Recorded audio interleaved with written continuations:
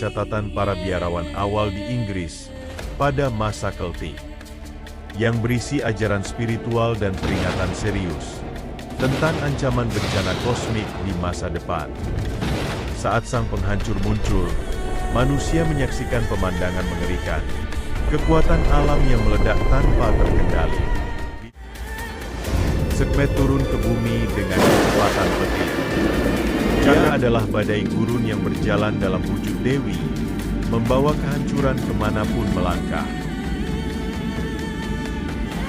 Ciptaanmu akan memusnahkan seluruh umat manusia.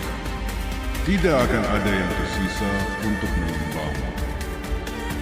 Transformasi simbolisme ini mencapai puncaknya dalam Wahyu 8, 10-11, di mana bintang besar bernama Wormwood digambarkan jatuh dari langit, mencemari sepertiga sungai dan mata air, hingga menyebabkan kematian massal. Ayat ini menjadi bagian dari rangkaian penghakiman yang diumumkan oleh 7 malaikat dengan sangkakala mereka. Sebuah sekuens apokaliptik yang menggambarkan kehancuran bertahap dunia melalui berbagai bencana kosmik.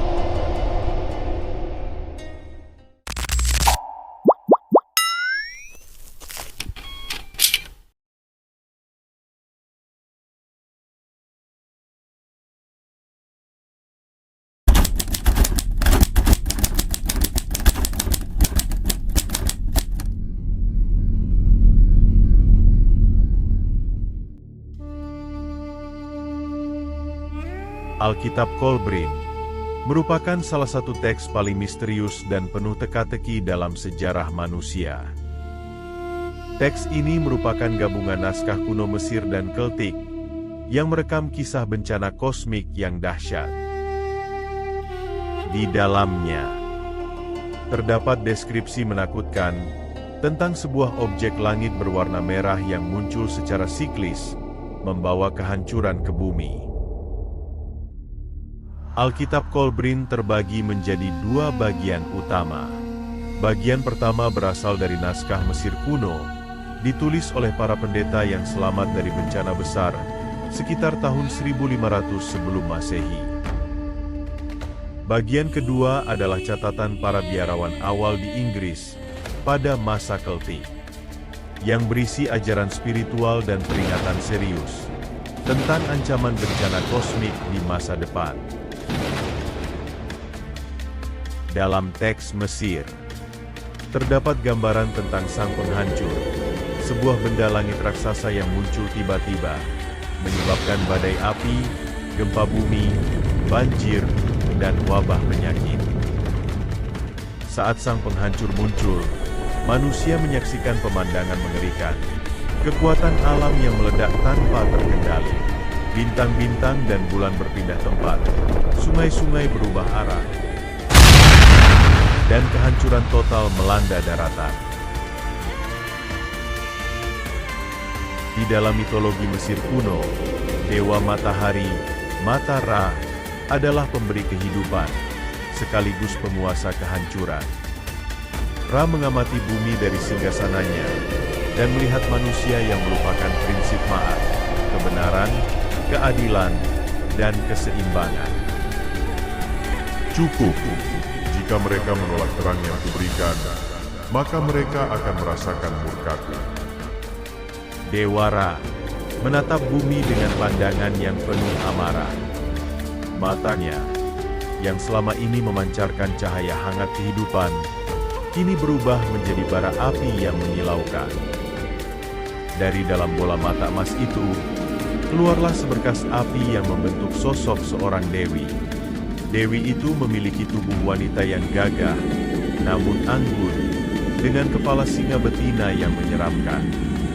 Surai emasnya berkilat seperti nyala api, dan di atas kepalanya terpasang cakra matahari yang memancarkan panas membakar. Mata kuning keemasannya menyala, dengan kemurkaan yang tak terbendung. Namamu adalah Sekhmet, yang berkuasa, yang mencintai Ma'at. Engkau adalah mataku yang melihat, tanganku yang menghukum. Pergilah ke bumi dan berikan pembelajaran kepada mereka yang telah melupakan kebenaran. Sekhmet turun ke bumi dengan kecepatan petir. Cakar-cakarnya yang tajam menerkam siapa saja yang dijumpainya. Nafasnya yang panas mengubah sungai menjadi uap, dan aumannya membuat gunung-gunung berguncang. Dia adalah badai gurun yang berjalan dalam wujud dewi, membawa kehancuran kemanapun melangkah. Hari berganti hari, Sekhmet terus memburu manusia. Darah membasahi tanah, dan mayat bergelimpangan di mana-mana. Dewi singa itu minum darah seperti air, dan semakin banyak yang dibunuhnya, semakin haus darahnya. Para dewa lainnya ciptaan Dewara mulai cemas dan berkata, Ciptaanmu akan memusnahkan seluruh umat manusia. Tidak akan ada yang tersisa untuk menyembahmu. Amarah Matara mulai mereda. Dia berseru kepada Sekhmet untuk menghentikan pemusnahan manusia dan penghancuran total dunia. Namun Sekhmet tidak mendengarkan seruannya karena terlalu mabuk untuk mendengarkan panggilan Sang Penciptanya. Ketika Matara turun ke bumi untuk meredakan amarahnya, Sekhmet menentang Sang Pemberi Otoritas. Dia menantang balik Sang Penciptanya. Ra menyadari bahwa dia harus menghentikan ciptaannya sendiri sebelum terlambat. Dengan kebijaksanaan yang tak terbatas, dia merancang sebuah rencana, memerintahkan para Dewi Bir untuk mencampur 7.000 kendi bir dengan pigmen merah dari Pulau Elephantine, hingga cairan itu tampak seperti darah segar. Pada malam hari, ketika Sekhmet beristirahat dari pembantaiannya, Ra menumpahkan darah palsu itu ke seluruh dataran Mesir hingga setinggi 3 telapak tangan. Keesokan paginya, Sekhmet terbangun dan melihat genangan merah yang luas. Betapa indahnya. Darah begitu banyak. Pasti rasanya nikmat sekali. Dewi singa itu mulai minum dengan rakus. Bir yang dipalsukan sebagai darah itu membuat Sekhmet mabuk berat.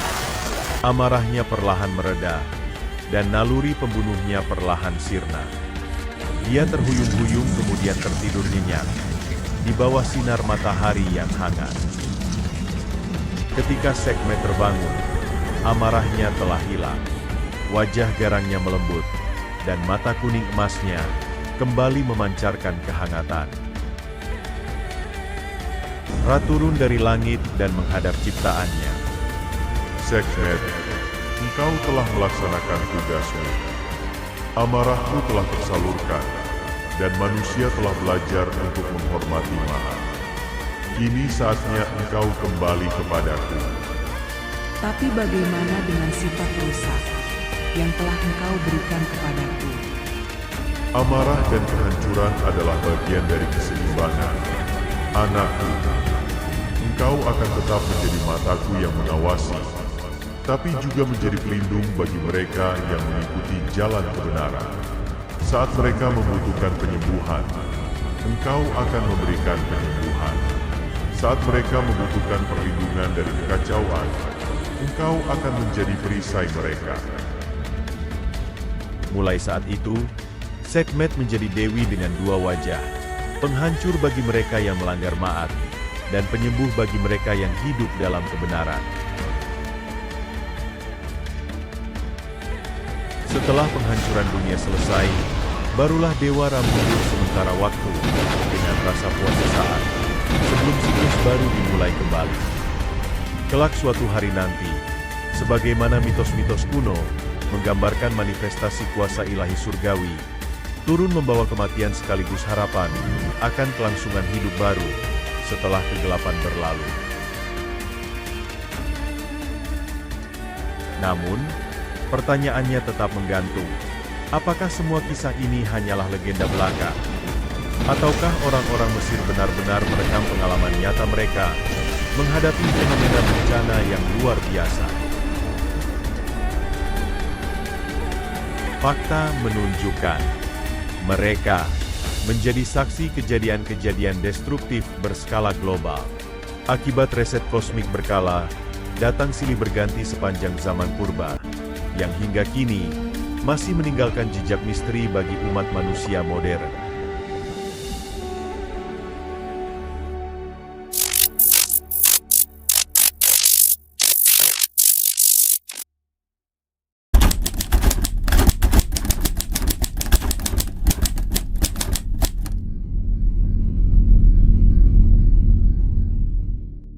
Dalam sepenggal narasi Kitab Wahyu, terdapat simbolisme yang telah menggugah imajinasi dan kecemasan manusia selama berabad-abad. Mereka menyebutnya Wormwood atau Absinthus, sebuah bintang bercahaya yang jatuh dari langit dan meracuni sepertiga dari sumber air di bumi, menyebabkan penderitaan yang luar biasa bagi umat manusia.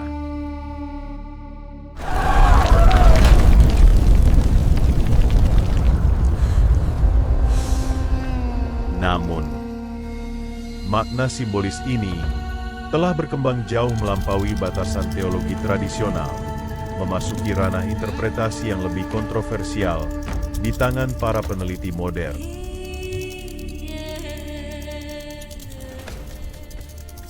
Jejak Wormwood dalam tradisi Alkitab bukanlah fenomena yang terisolasi. Perjanjian Lama telah lama mengaitkan Wormwood dengan kepahitan dan kematian, melalui berbagai ayat yang menggambarkan konsekuensi spiritual dari ketidaktaatan. Amsal menggambarkannya sebagai akhir yang pahit dari tipu daya moral. Sementara Ratapan menggunakannya sebagai metafora penderitaan yang mendalam. Kitab Amos bahkan mengontraskan Wormwood dengan keadilan, menciptakan dikotomi antara kebenaran dan kepahitan yang akan bergema, hingga ke interpretasi eskatologis modern.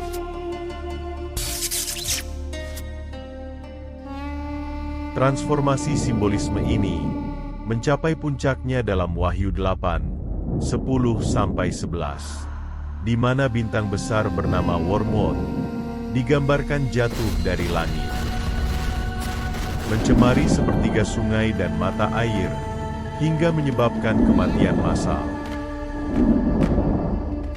Ayat ini menjadi bagian dari rangkaian penghakiman yang diumumkan oleh 7 malaikat dengan sangkakala mereka.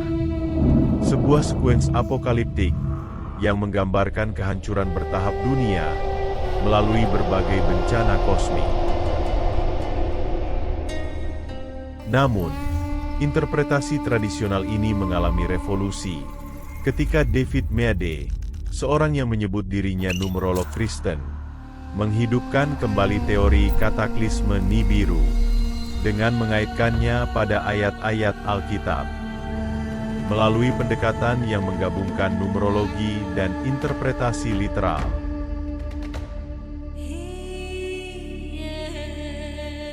Meade mengklaim bahwa planet misterius bernama Nibiru atau planet X akan segera mendekati bumi, memenuhi nubuat tentang Wormwood. Dalam karya Comet Aison and the Return of Jesus, Meade menyajikan skenario yang mengaitkan komet Aison dengan bintang Wormwood Alkitabiah. Teorinya memprediksi 7 tahun tribulasi yang dipicu oleh asteroid bernama Wormwood yang menabrak bumi, bersamaan dengan kehadiran Nibiru yang melintasi atau bertabrakan dengan planet kita. Kalkulasi ini mengklaim akan menyebabkan kematian miliaran orang, sebuah angka yang mencerminkan skala bencana yang dibayangkannya. Fondasi teoritis Meade bertumpu pada interpretasi Wahyu 12, 1-2, yang menggambarkan seorang perempuan yang berselubungkan matahari dengan bulan di bawah kakinya, dan sebuah mahkota dari 12 bintang di atas kepalanya.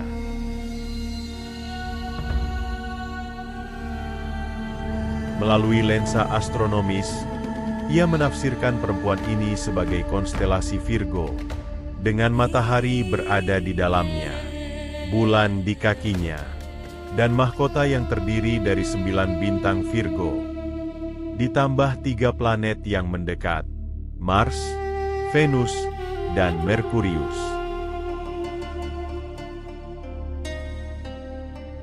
Metodologi numerologi Alkitab menjadi tulang punggung prediksi Meade.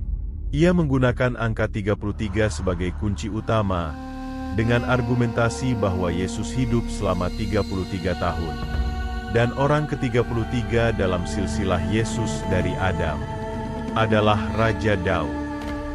Angka ini yang merupakan hasil perkalian dari 2 bilangan prima, 3 kali 11, dianggapnya memiliki signifikansi eskatologis yang mendalam. Untuk memperkuat perspektifnya, Meade mengutip Daniel 8-10 yang menggambarkan kekuatan yang semakin besar, sehingga mencapai benda-benda langit dan menjatuhkan ke bumi sebahagian daripada benda-benda langit itu.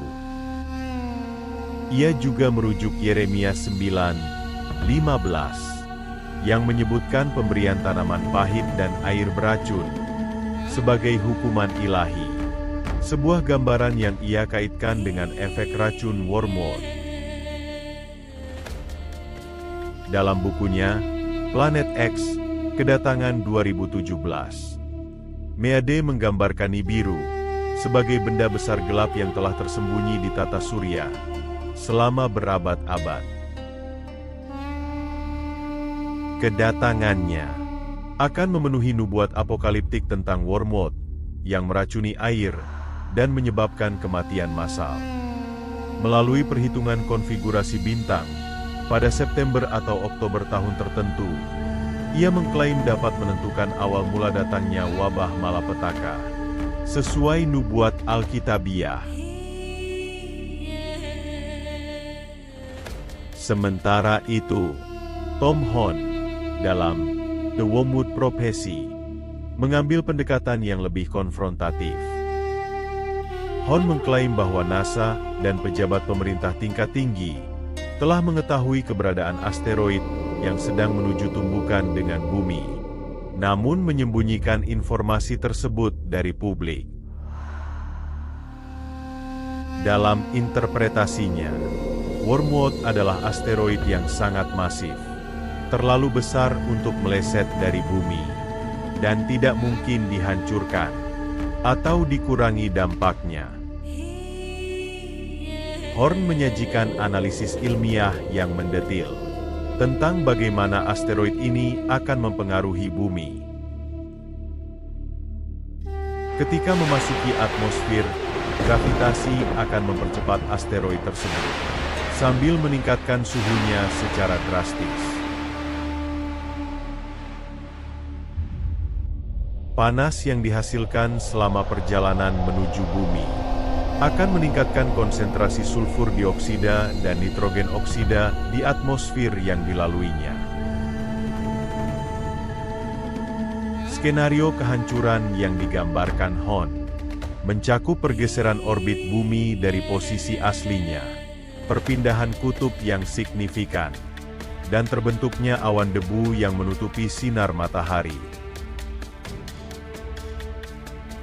Senyawa-senyawa yang terbentuk dari asteroid akan bereaksi dengan air, oksigen, dan zat kimia lainnya di udara, membentuk asam sulfat dan asam nitrat yang kemudian jatuh ke bumi bersama air hujan.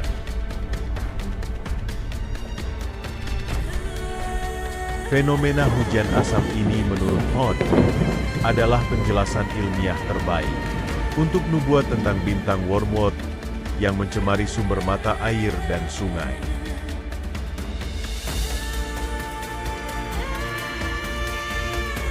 Kedua interpretasi ini, baik dari Meade maupun Hone, merepresentasikan upaya kontemporer untuk menjembatani kesenjangan antara teks kuno dan pemahaman ilmiah modern.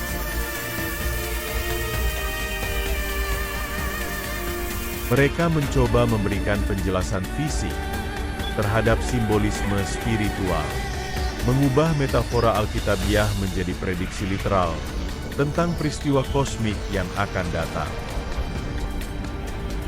Terlepas dari perdebatan teologis dan ilmiah ini, fenomena munculnya berbagai interpretasi wormwood menunjukkan bagaimana teks-teks kuno dapat mengalami revitalisasi makna dalam konteks budaya kontemporer sebagai kebutuhan manusia memahami posisinya dalam kosmos yang luas dan kecemasan kolektif tentang kemungkinan kehancuran planet ini.